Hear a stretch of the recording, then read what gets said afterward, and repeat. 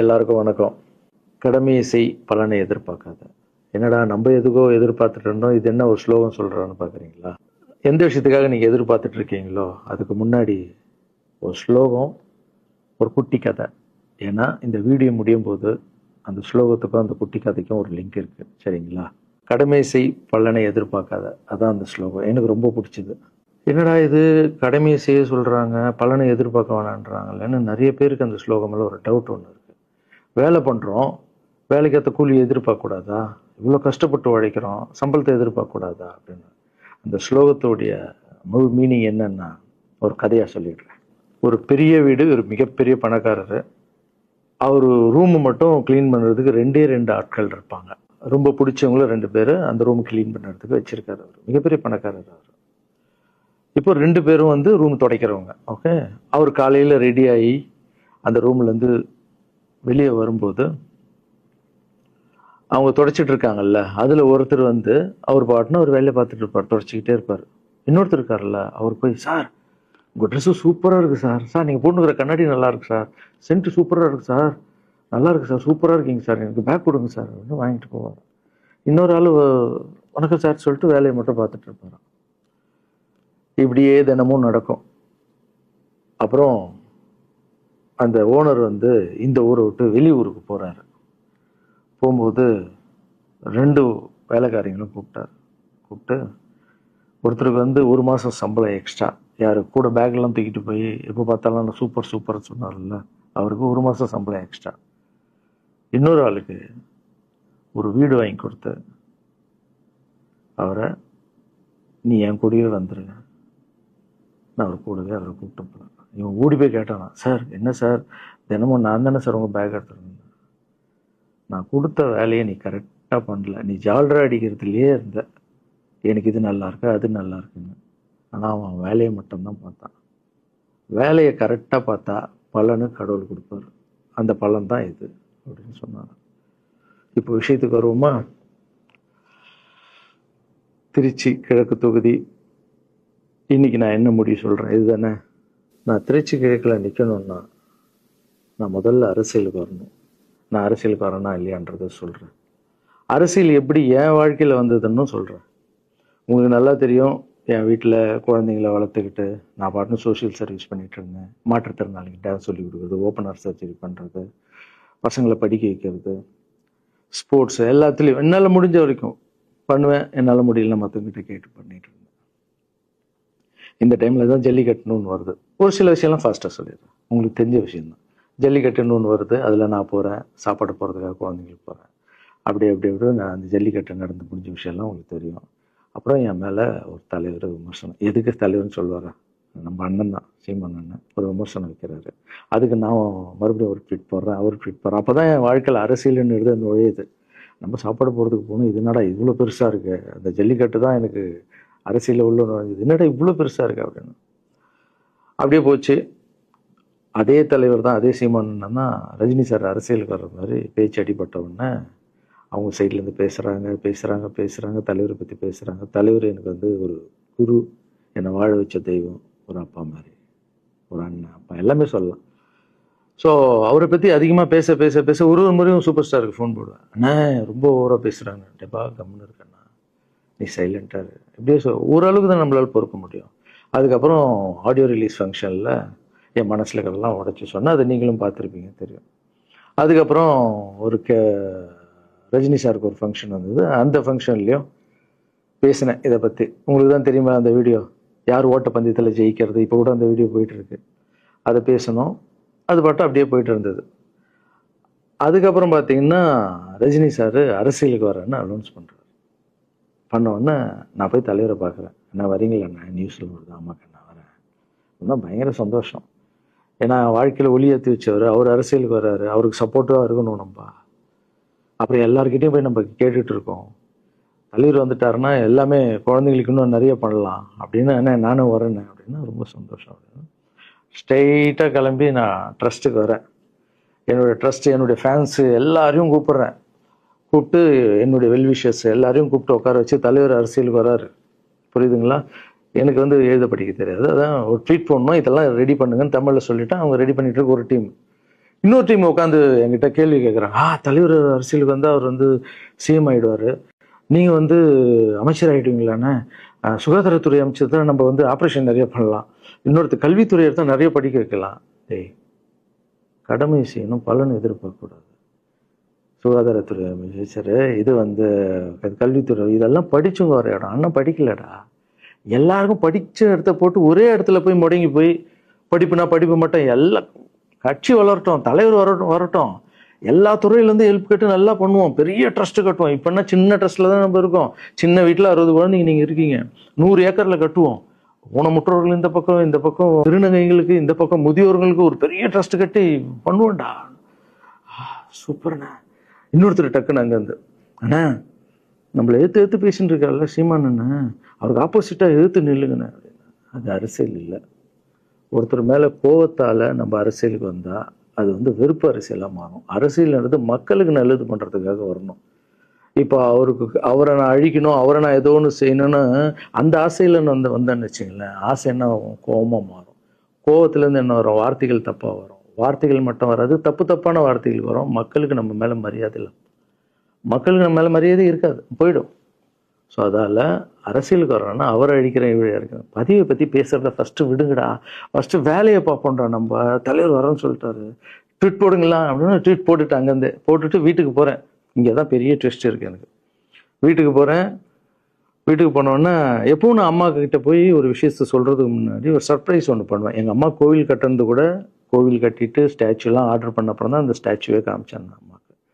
அதே மாதிரி அரசியல் விஷயத்துலையும் போய் சொல்லலான்னு அம்மாவை கூப்பிட்டு ஃபேமிலியெல்லாம் உட்கார வச்சு, அம்மா தலைவர் அரசியலுக்கு வர்றாரு, சரி கண்ணா, நானும் அரசியல் போடுறேன், இங்கே பரமா ட்வீட் போட்டிருக்கேன் அப்படின்னு.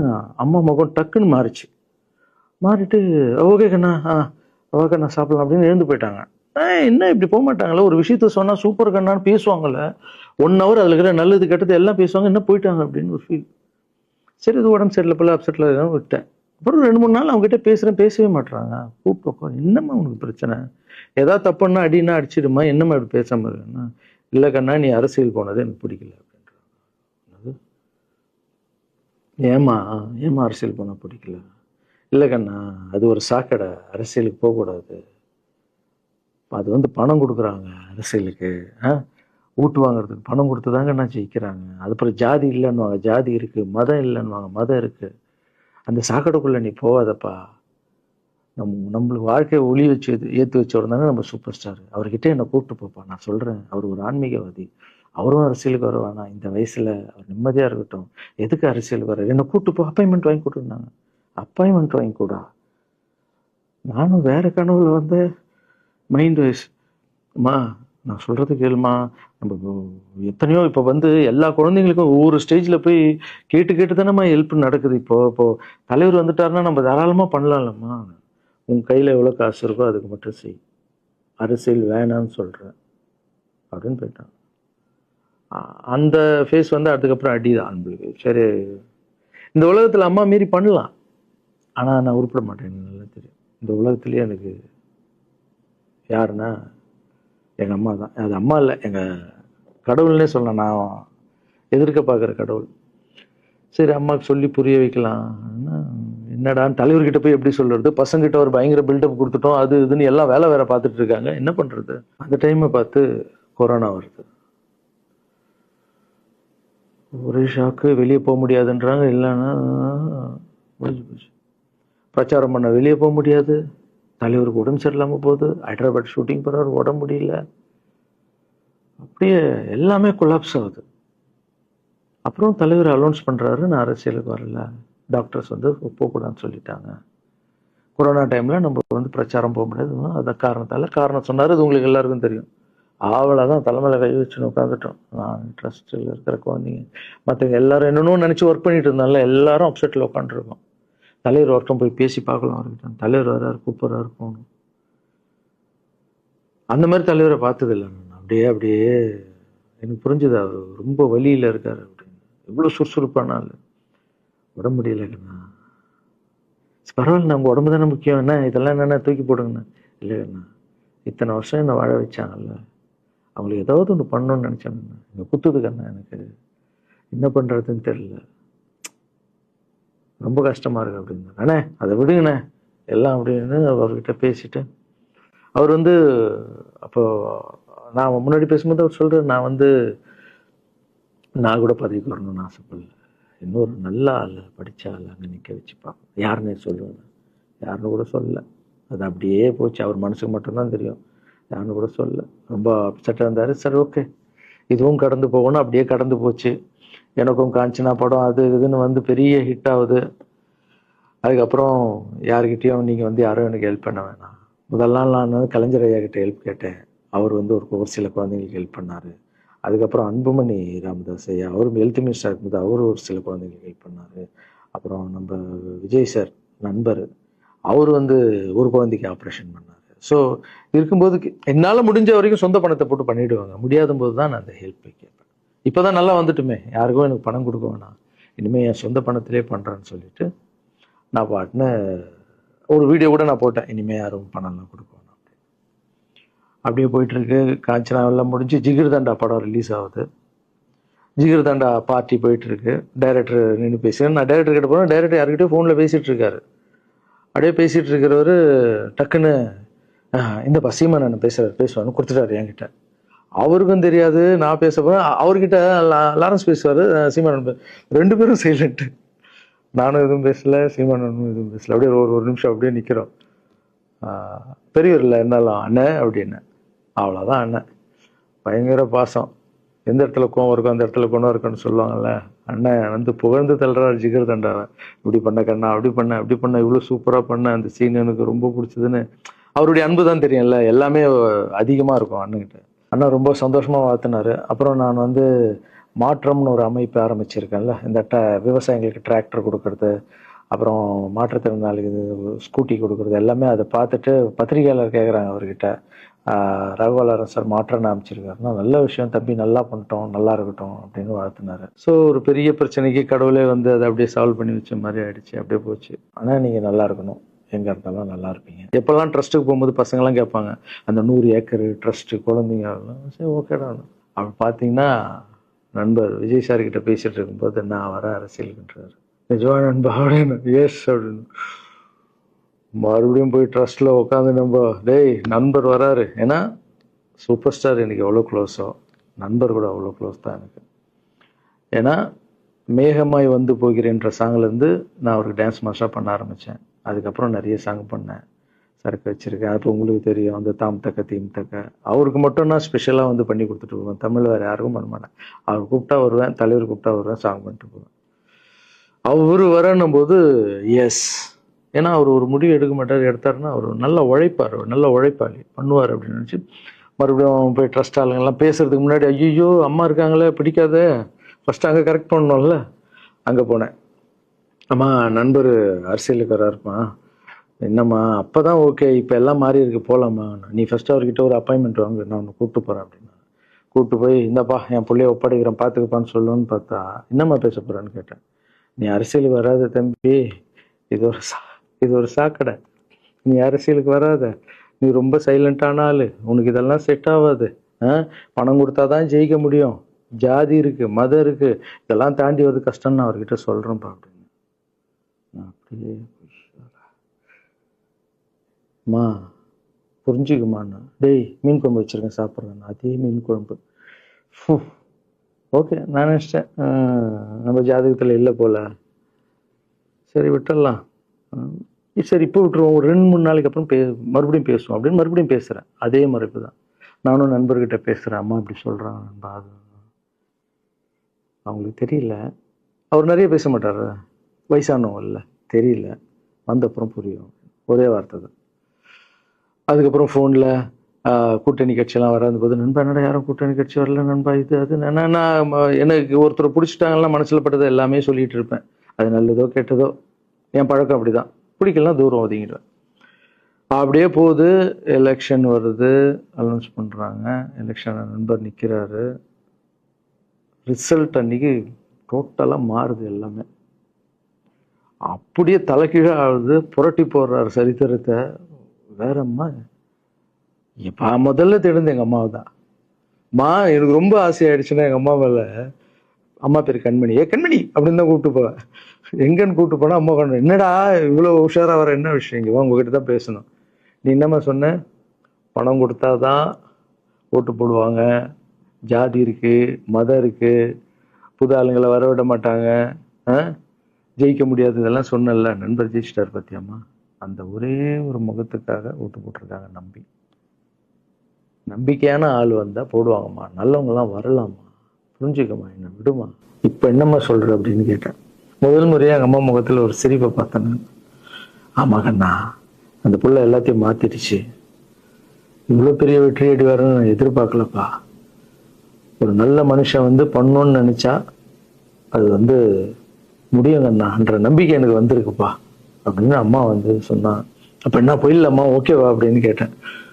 போகண்ணா, நீ நினைச்ச மாதிரி பண்ணு அப்படின்னு அம்மா சொன்னோன்னு காலில் சாஸ்தாமா வந்தேன். தேங்க்யூ ஸோ மச்மா அப்படின்னு. ரொம்ப ஹாப்பி நான். அம்மா ஓகே சொல்லிட்டாங்க அரசியல் வர்றதுக்கு. இப்போ நான் தாய்க்கு நிகரான்னு நினைக்கிறேன். என் ரசிகர்கள் கேட்குறேன், நான் அரசியலுக்கு வரலாமா? இதை பார்த்துட்டு இருக்கிறவங்களுக்கு, இந்த மக்களை கேட்குறேன், நான் அரசியலுக்கு வரலாமா? அந்த தகுதி எனக்கு இருக்கா? நீங்களும் சொல்லுங்க. இந்த வீடியோ பார்த்துட்டு இருக்கவங்க கமெண்ட்ஸ் போடுங்க. பசங்களா, இவங்க தான் என்னுடைய 22 வருஷத்தினுடைய உழைப்பு. அரசியலுக்கே வராமல் மக்களுக்கு நான் செஞ்ச சேவை உங்கள் கண்ணு முன்னாடி நிப்பாட்டியிருக்கேன். இப்போ உங்கள் வயசு என்ன? 22 வயசாகுது. ஒரு வயசில் என் கையில் வந்தார் இவர்.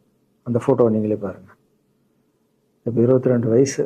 ஒரு குழந்தைய வளர்க்குறதுக்கு நீங்கள் எவ்வளோ கஷ்டப்படுவீங்க உங்களுக்கு தெரியும் இல்லை? அந்த கஷ்டம் என்னென்னா, ஸ்கூலுக்கு அனுப்புறது ஃபீஸ் கட்டுறதுலேருந்து, உடம்பு சரியில்லாமல் போனான்னு அவன் ஆசையில் நிறைவேற்றுறதுலேருந்து, ஒரு குழந்தைக்கு அப்படின்னா 60 குழந்தைங்களை வளர்த்துருக்கேன். எவ்வளோ பிரச்சனை வந்திருக்கேன், எவ்வளோ நோய்கள் வந்திருக்கும், எவ்வளோ நைட் தூங்காமல் வந்திருக்கேன், அதில் எவ்வளோ டிஸ்டர்ப், அதுவும் என் வீட்டில் வளர்த்துருக்கேன். இதெல்லாம் எதுக்கு பண்ணேன்னா, எந்த ஒரு எதிர்பார்ப்பும் இல்லாமல் கடமை செய் பலனை எதிர்பார்க்காதான்ற இந்த வார்த்தை எனக்கு ரொம்ப பிடிக்கும். அதுக்காக செஞ்சுருக்கேன், என் மக்களுக்காக செஞ்சுருக்கேன். ஏன்னா மக்கள் தான் என் படத்தை பார்க்குறாங்க. மக்களால் தான் நான் கார் வாங்குறேன், வீடு வாங்குறேன், சந்தோஷமாக இருக்கேன். அவங்களுக்கு இந்த சொசைட்டிக்கு நான் ஏதாவது பண்ணணும். அரசியலுக்கு வர்றதுக்கு முன்னாடியே பண்ண விஷயங்கள் பார்த்தீங்கல்ல. 22 வருஷம் உழைச்சிருக்கேன். ஒரு கதை ஒன்று சொன்னேன்ல, 2 வேலைக்காரங்க இருந்தாங்கன்னு. சின்சியராக யாருக்கும் ஜால்ரை அடிக்காமல் எதுவும் பண்ணாமல் என் தொழிலுக்கு தர்மமாக, என் மக்களுக்கு தர்மமாக என்ன பண்ணணுமோ 22 வருஷம் உழைச்சி உங்கள் கண்ணு முன்னாடி நிப்பாட்டிட்டேன். அந்த ஓனர் ஒரு பலன் கொடுத்தார்ல, அந்த ஓனர் யார் தெரியுமா? கடவுள். அந்த கடவுளுக்கு தெரியும் எனக்கு என்ன பலன் கொடுக்கணும். இதுக்கு தான் அந்த கதை லிங்க் ஆகும்னு சொன்னேன். ஸோ நீங்கள் சொல்லுங்கள், நான் அரசியலுக்கு வரணுமா வேண்டாம்? வேண்டாம்னா வேணான்னு சொல்லுங்கள். வாப்பா, வாடாகண்ணா, வா நண்பா, வாங்கண்ணா அப்படின்னு சொல்லுங்கள். என் முடிவை நான் உங்களுக்கு சொல்கிறேன். உங்கள் முடிவுக்காக காத்திருக்கேன்.